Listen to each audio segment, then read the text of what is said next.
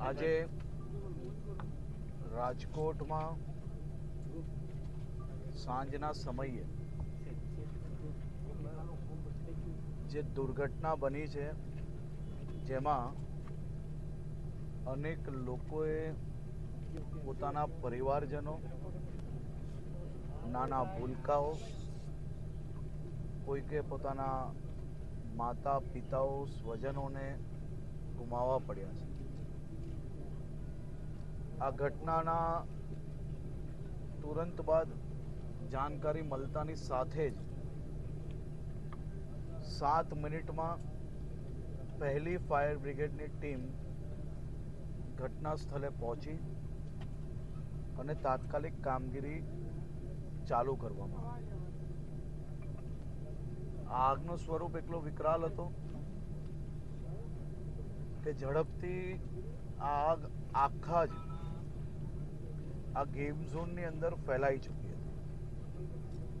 હમણાં 2:15 વાગે રાજકોટ પહોંચ્યા પછી આ ઘટના સ્થળની સંપૂર્ણ મુલાકાત લીધા બાદ હાલ જ જે એસઆઈટીની રચના કરવામાં આવી છે, એ એસઆઈટીના સૌ અધિકારીઓને 3 વાગ્યા સુધી રાજકોટ ખાતે રિપોર્ટિંગ કરવાની સૂચના આપવામાં આવી.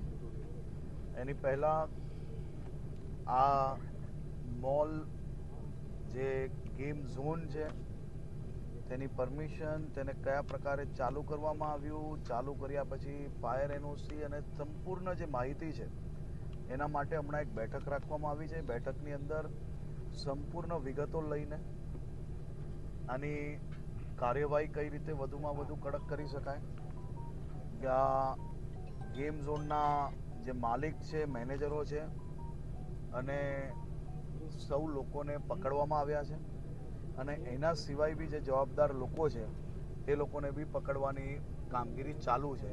આ સંપૂર્ણ માહિતી લઈને આજે રાત્રે જ આ તપાસ ચાલુ થાય અને વહેલાથી વહેલી આ તપાસ કેવી રીતે પૂરી થાય તે માટે હું પોતે આખી રાત આજે અહીંયા કલેક્ટર ઓફિસે જ છું અને આ સંપૂર્ણ તપાસ હમણાં જ ચાલુ કરવામાં આવશે અને સંપૂર્ણ માહિતી તપાસ અને બેઠક બાદ હું પોતે આપ સૌ લોકોને સવાર પહેલા આપ સૌ લોકોને આપીશ. એક સવાલ છે, 1.5 વર્ષના વધારે સમયથી આ એનઓસી વગર આ ગેમ ઝોન ચાલુ હતું, કોઈ અધિકારીનું ધ્યાન ન ગયું અને જો ધ્યાન ન, મેં મારી પહેલી જ માહિતી તમે પૂછ્યું એની પહેલાં મેં આપને કહ્યું કે આ બધી જ પરમિશનોથી લઈને સંપૂર્ણ તપાસ માટે જ એસઆઈટીની એક રચના કરવામાં આવી છે. એ એસઆઈટીના અધિકારીઓને બી રાત્રે 3 વાગે તપાસ ચાલુ કરવાની સૂચના આપવામાં આવી છે. મુખ્યમંત્રીશ્રીએ મોડી રાત્રે સૂચના આપીને તાત્કાલિક જવાબદારી આપીને તાત્કાલિક મને રાજકોટ પહોંચવાની સૂચના આપી છે. હું એ માટે જ અહીંયા આવ્યો છું અને હું હમણાં કલેક્ટર ઓફિસ પોતે બેસવાનો છું.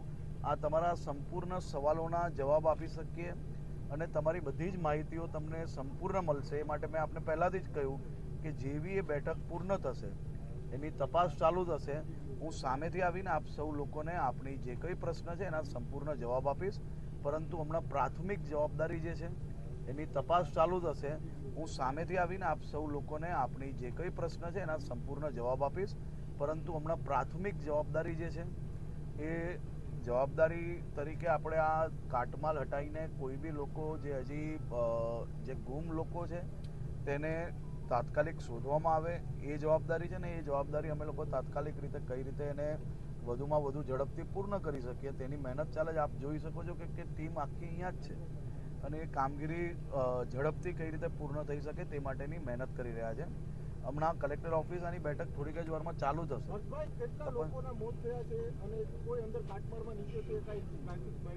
જો સંપૂર્ણ જે માહિતી જેટલા લોકોની ગુમ થયેલીની માહિતી છે એમાં એક જણનું હજી નથી મળતા એ રીતની માહિતી આવી છે.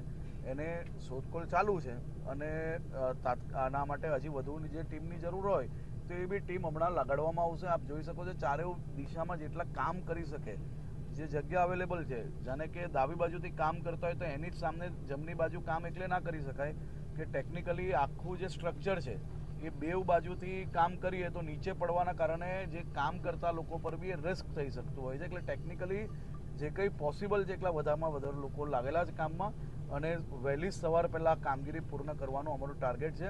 અને સાથે સાથે તપાસ અને જેટલા ડિપાર્ટમેન્ટ આની પરમિશનમાં લાગે છે. તમામ લોકોને સૂચના આપવામાં આવેલી છે કે મુખ્ય અધિકારીથી લઈને નીચે તકના કોઈ બી લોકોએ ઘરે નથી જવાનું. સંપૂર્ણ કાગળ અને ફાઇલ લઈને 3 વાગ્યા પહેલાં કલેક્ટર કચેરી બધા જ લોકોએ હાજર રહેવાનું છે.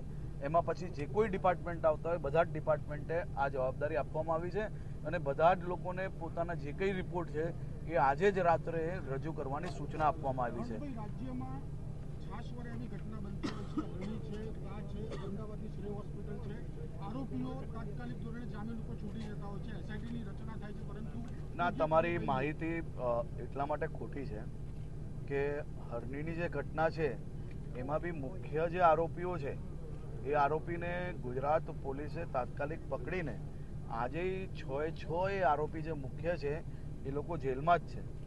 અને જે મોરબીની ઘટના છે એ મોરબીની ઘટનામાં બી તમે કોઈ બી સારા વકીલો થ્રુ એની આખી ચાર્જશીટ તપાસવી જોઈએ કે સરકારે જે એસઆઈટી રચેલી એની ચાર્જશીટની અંદર કોઈ બી પ્રકારની છૂટછાટ નથી આપી.